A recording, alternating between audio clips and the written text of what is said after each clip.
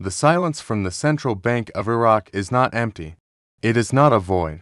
It is the quiet before a very loud storm, and the political pressure building in Baghdad right now is the engine that is finally going to force their hand. If you have been following the guru updates, the speculation, the rumors, you have been watching the surface noise. Today, we go beneath it. We look at what the silence actually means, what the exchange rate statements actually say, and why the political pressure in Iraq is about to change everything. Let me start with the silence, because that is what frustrates the dinar community the most. We are used to waiting. We are used to patience. But this week, the silence from the central bank has taken on a different quality.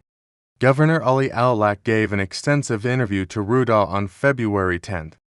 On the surface, it sounded like bad news. He stated flatly that the central bank is not studying the topic of changing the exchange rate.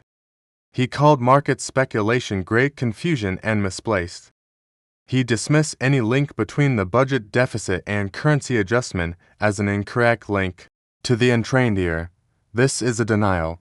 To the trained observer, this is the most important confirmation you will ever receive.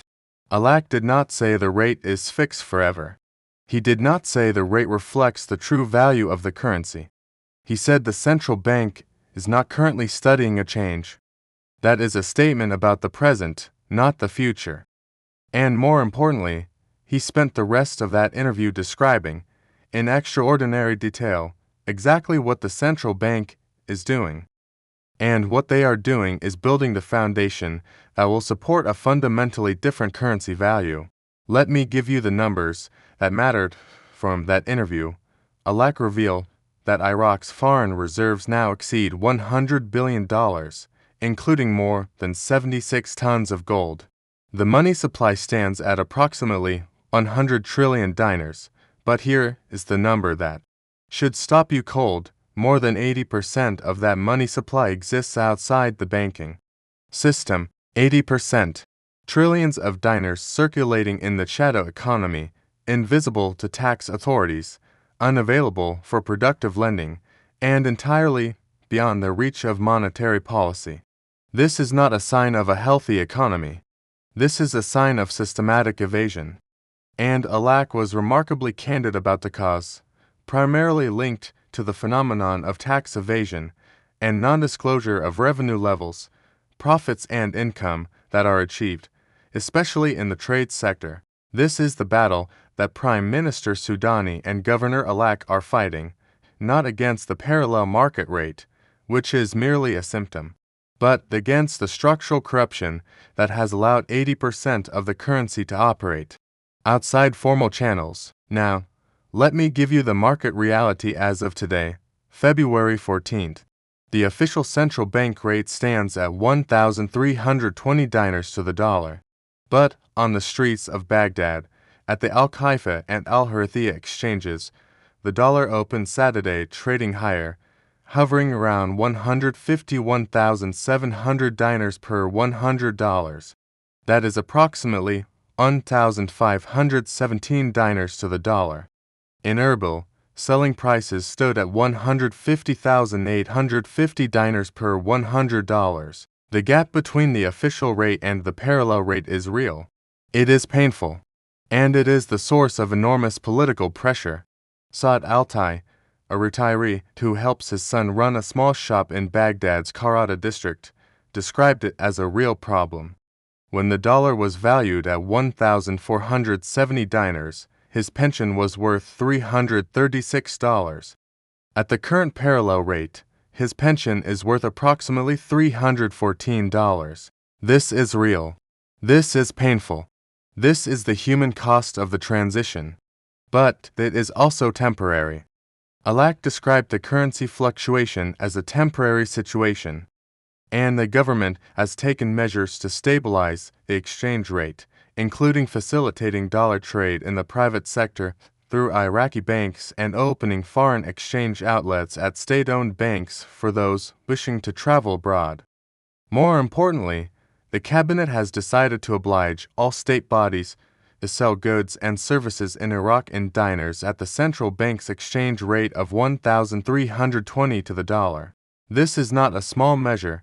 This is the government using its immense purchasing power to reinforce the official rate and starve the parallel market of transactions. Now, let me address the external dimension that the dinar community often misunderstands. Since November, Iraqi banks have had to comply with SWIFT international transfer system criteria to access their foreign reserves held at the U.S. Federal Reserve. Muzaffar Saleh, a financial advisor to the Prime Minister, explained that Iraqi banks must now register their dollar transfers on an online platform that reviews transfer requests. The Federal Reserve examines these requests, and if there are any suspicions about the final destination, it stops the transfer.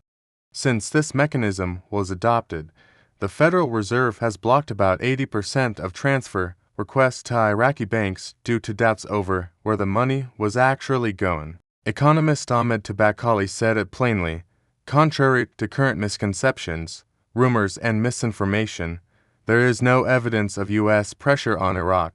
The new regulations require high levels of disclosure and transparency. This came as a shock for many of our banks, who were not used to this. Sudani's government is not fighting the new regulations, it is embracing them. It is using them as cover to do what previous governments lacked the political capital to do: clean up the banking sector, force compliance with international standards, and starve the parallel economy of the dollars that sustained it. Now, let me take you inside the political pressure that is building right now. This week, as we speak, the guru community has been buzzing with reports of political maneuvering. According to Mnt Goat, a well-known intel provider, the impasse from the November 2025 election cycle still affects Iraq. The Kurdistan region reportedly brought their presidential nominee to parliament this week for approval. It is also reported that this week, when the new president is seated, the confirmation of the choice for prime minister would be made public. Everything is planned for this week. There are constitutional deadlines involved. This matters because you cannot have a currency revaluation without a fully seated, legitimate government. You cannot have monetary reform while the political leadership is in question. The completion of this political process is the trigger that unlocks everything else. MarkZ, another prominent voice in the community, commented on this directly. He noted the headline, "State of Law Threatens to Dissolve Parliament Over Stalled Presidential Vote."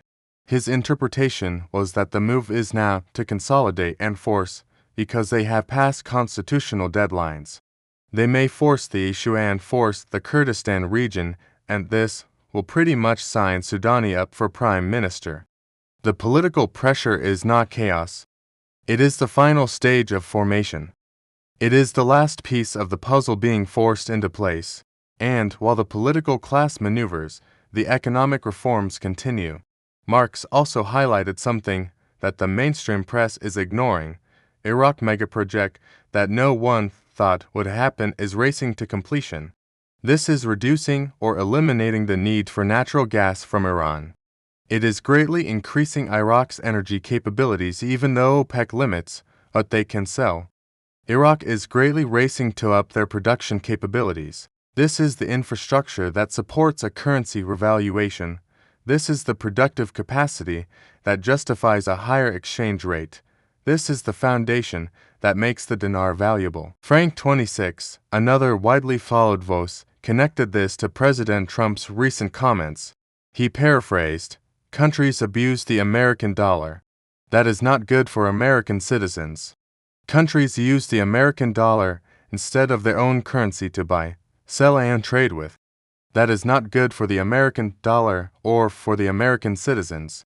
Trump wants countries to play fair with their currency against ours and basically stop using ours. Iraq, you are not playing fair. This is the geopolitical context.